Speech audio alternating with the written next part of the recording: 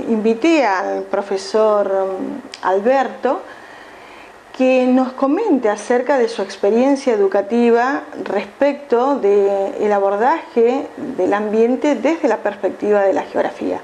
Así que bueno, por favor, profesor, si usted se puede presentar y comentarnos al respecto. Soy Juan Antonio Alberto, de la Cátedra Biogeografía y Geografía Ambiental del Profesorado y Licenciatura en Geografía de la Facultad de Humanidades. Bien. Juan Antonio, ¿qué aportes significativos brinda la geografía para el estudio del ambiente? La geografía es esencial, pues es una ciencia, si bien es social, considerada humanística, es una ciencia que es espacial, el componente básico es el espacio y el tiempo, la historia. Por eso va asociada a la otra rama social humanística, que es la ciencia histórica. Es centrar los fenómenos, tanto físicos, biológicos como humanos, en un recorte o en todo el planeta sobre la superficie terrestre. Es la ciencia que localiza, busca las causalidades, las conexiones entre los fenómenos y también su evolución a través del tiempo en el espacio y a través de la historia. Concretamente, el estudiante, ¿qué debería aprender en todo su sentido de la geografía física o de la biogeografía para comprender el ambiente? Es justamente ambas, la geografía física y la biogeografía, que para el autor francés Virot dice que es la bisagra entre lo físico y lo humano, es esencial para luego poder explicar, es decir, primero explicar el ambiente, el espacio físico, y así poder explicar luego las intervenciones humanas y las modificaciones del ambiente a través de las acciones antrópicas. Sin espacio, sin el referente físico, biológico, ambiental, diríamos, no se puede explicar con un sentido geográfico las acciones humanas. Podemos hacer sociología, filosofía, psicología, pero no vamos a hacer una geografía o un estudio geográfico, pues el espacio geográfico es un componente fisiográfico, biológico y humano. Sin ello no podemos hablar de algo con sentido geográfico. Bien. Sin duda, los seres humanos ocupan un rol fundamental en esto que denominamos equilibrio ambiental. Algunos hablan de equilibrio ecológico, pero en verdad la esencia del ser humano en esta modificación y transformación del espacio nos lleva a un estado de deterioro ambiental. ¿Qué podés decir al respecto?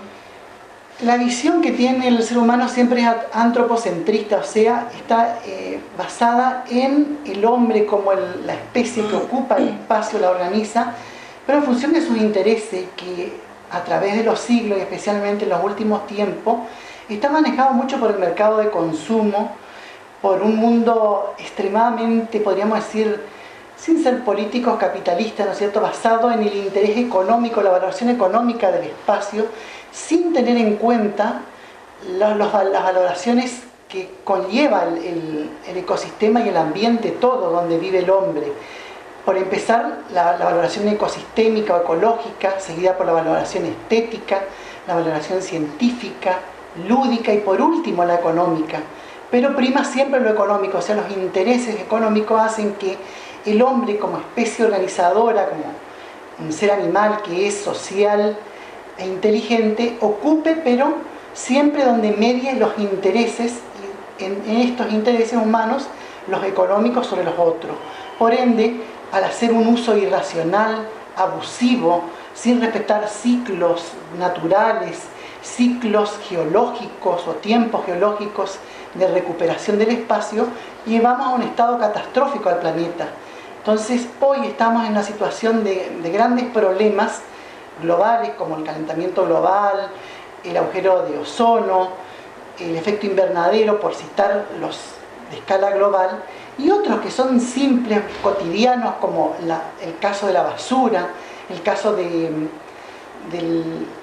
escurrimiento hídrico, pluvial, en el caso de tiempos de lluvia, que muchas veces tienen una raíz física, pero el gran soporte del problema es la acción humana irracional o a veces interesada sin importarle las consecuencias. Bien, bueno, nos queda como idea central que el hombre, los hombres, hoy hablábamos de los seres humanos, de esta necesidad de identificar los grupos humanos, tienen una alta responsabilidad en su accionar cotidiano con el ambiente, en distintas escalas, locales, regionales, nacional o a nivel mundial. Por tanto, además de tener claro cada uno de los conceptos, conocer de los métodos, estudiar cada uno de los autores que abordan al ambiente, es fundamental revisar el sistema de valores.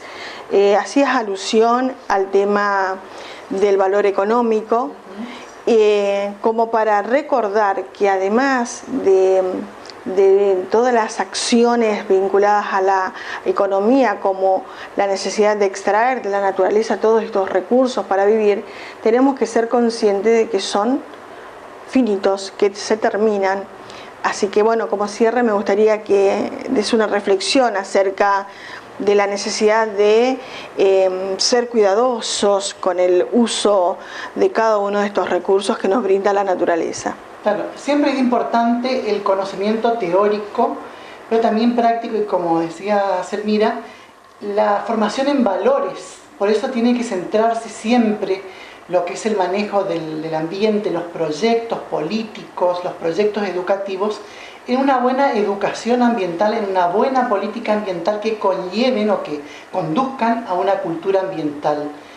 Es importante a esta altura de la vida humana, de la civilización humana en el siglo XXI, de comenzar a respetar la naturaleza, los ciclos, porque el ser humano es parte de ella y por ende, si ataca la naturaleza, cualquier problema que afecte al ambiente va a afectar a la larga al ser humano. Por eso un uso racional de los recursos, permitir regenerarse los que es naturaleza en cuanto a vegetación, animales, ver el valor que tiene cada componente del ambiente, sea grande como un árbol de la selva o pequeñísimo como un microorganismo, porque todos inciden en ese gran reto que es la vida, y dentro de la vida estamos todos. Bueno, muchísimas gracias, muy amable.